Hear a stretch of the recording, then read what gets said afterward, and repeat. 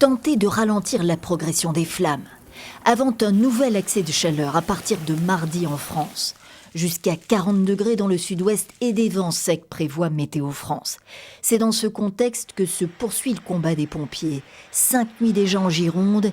Ici, c'est Marcheprime. 15 km plus loin, c'est Stasse. La stratégie consiste à retirer le maximum de combustible au feu. C'est pour ça que les engins de terrassement enlèvent tous les végétaux pour créer une bande suffisamment large ici avec la route.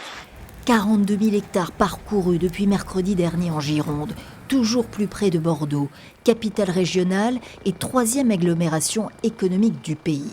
Circuler est de plus en plus compliqué. Le trafic ferroviaire est fortement impacté. Aucun TGV dans le sud de Bordeaux sauf pour Toulouse.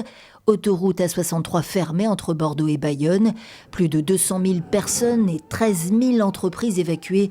La catastrophe est écologique et c'est un coup de tonnerre économique selon le ministre de l'économie. Réunion de crise interministérielle ce lundi matin. Emmanuel Macron ne fait aucune déclaration.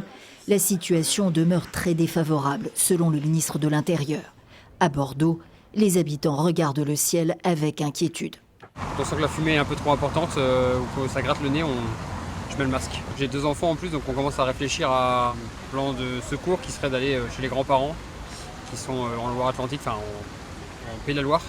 Évacuer Bordeaux, pas à l'ordre du jour selon le maire. La progression erratique de ces orages de feu, comme les appelle la préfète de Gironde, incite cependant à la plus grande prudence.